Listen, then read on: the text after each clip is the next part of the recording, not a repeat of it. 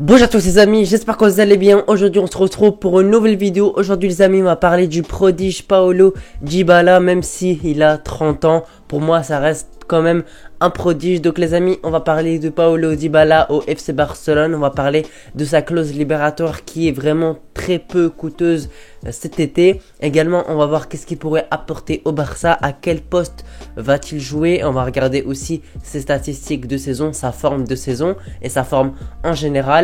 Et à la fin de la vidéo, bien évidemment les amis, on va voir si c'est une bonne recrue pour le FC Barcelone ou non. Allez les amis, on perd pas plus de temps, c'est parti pour la vidéo.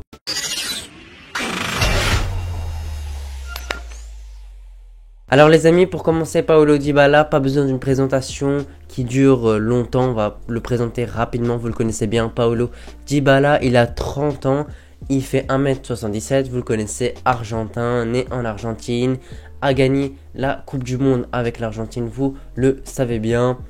Un très bon joueur, un excellent joueur qu'on voyait comme un futur Messi il y a encore quelques années, actuellement joueur de l'AS Roma, de Rome, mais ancien joueur de la Juventus, je pense que vous le savez bien. Et il a joué de nombreuses années à la Juventus jusqu'à la saison passée où il a rejoint gratuitement. À 30 ans, il a quand même un beau palmarès, franchement c'est pas mal. La Coupe du Monde déjà pour commencer, voilà le trophée que tout le monde rêve et le plus grand trophée que tu peux gagner de ta carrière. Également la Finalissima contre l'Italie, rappelez-vous le trophée. Également il a gagné 5 championnats d'Allemagne, tous avec la Juventus. Également il a gagné 4 Coupes d'Italie avec la Juventus. Il a également gagné 3 Supercoupes d'Italie encore avec la Juventus. Et il a gagné également un trophée avec Palerme en 2013. Donc voilà, il a un palmarès en Italie assez bon. Il a gagné de tout en Italie et à plusieurs reprises. Également, il a cette fameuse Coupe du Monde et cette Finalissima. Cette saison, les amis, Paulo Dybala, pourquoi le FC Barcelone aimerait le recruter? C'est simplement parce qu'il fait une très belle saison avec Rome, il marque, il fait des passes D, il est vraiment super bon avec Rome. On le voyait un peu comme un joueur fini quand il a rejoint Rome, finalement ça lui a donné vraiment une nouvelle forme. Il est vraiment mieux qu'avant à la Juventus, car ces dernières années à la Juve, pour moi, il était vraiment assez faible. On a vraiment perdu le Dybala de 2015, de 2014, de 2016. On avait vraiment perdu ce Dybala là. Et depuis que il est simplement à Rome, ça lui a fait vraiment une nouvelle ère et ça lui a vraiment permis de s'émanciper à Rome. Et là, franchement, statistiquement parlant, ça se voit clairement. On va voir tout simplement tout de suite ses statistiques de saison. En Serie A, on va commencer. Il a joué 20 matchs sur 28 matchs possibles. Donc il a quand même loupé quelques matchs, mais rien de très grave. Il a marqué 12 buts, il a délivré 7 passes D. C'est vraiment pas mal, hein. Ça veut dire qu'il a été décisif quasiment à tous les matchs. Et on voit vraiment qu'il est en bonne forme cette saison. Parce que les amis, en 20 matchs, marqué 12 buts, délivré 7 passes D. Il a quand même pas mal de buts et aussi pas mal de passes D. Il a vraiment les deux, sachant que c'est pas un numéro 9 les amis. Dybala, vous le connaissez bien, c'est pas un numéro 9. C'est soit un ailier droit, soit un deuxième attaquant numéro 10, voilà, plutôt un numéro 10 qui est là pour créer, pour simplement libérer des espaces pour notamment le buteur par exemple, pour lui délivrer des passes D. Simplement voilà, c'est un numéro 10, pas besoin de vous expliquer le poste. Et en étant numéro 10, en ayant des statistiques comme ça, c'est vraiment pas mal. En Europa League, il a joué 6 matchs et il a marqué un but. Voilà, c'est pas incroyable, mais il a joué 47 minutes du temps. Donc voilà, il n'a pas énormément joué en Europa League, il a plus joué en Serie A et ça se voit statistiquement parlant. Alors les amis, pourquoi Paulo Dybala est une option pour le FC Barcelone? Déjà, Paulo Dybala, on connaît son talent, son pied gauche incroyable, sa capacité de créer, de marquer, de délivrer des passes, de tirer de loin.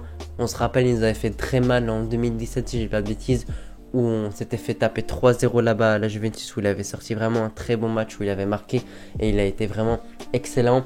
Paulo Dybala, il a eu beaucoup de rumeurs ces dernières années pour aller au FC Barcelone, notamment la saison passée où il a été libre de tout contrat, plutôt il y a 2 ans, il y a 2 saisons, il a été libre de tout contrat. On le voyait pourquoi pas rejoindre le FC Barcelone, finalement il a rejoint la AS Roma à toute surprise. Franchement on le voyait plutôt aller au Barça, au Real ou bien au PSG. Finalement il a rejoint Rome libre de tout contrat et ça a vraiment fait la différence parce que maintenant il est vraiment en forme et à ses 30 ans, voilà, là ça va être vraiment le tournant de sa carrière.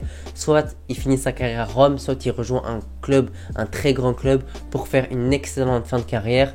Pourquoi pas essayer d'aller loin en Champions League, parce que les amis, excusez-moi, c'est pas avec l'AS Rome que tu vas gagner la Ligue des Champions ou au moins aller loin en Ligue des Champions, même si vous me direz, voilà, avec le Barça, ces dernières années, c'est pas incroyable en Ligue des Champions, mais maintenant, je pense qu'on est quand même capable de faire quand même un bon parcours en LDC. Paulo Dybala a été présenté au FC Barcelone, a été offert au FC Barcelone. Pourquoi? Car il a une clause libératoire super intéressante et c'est là où ça devient intéressant les amis.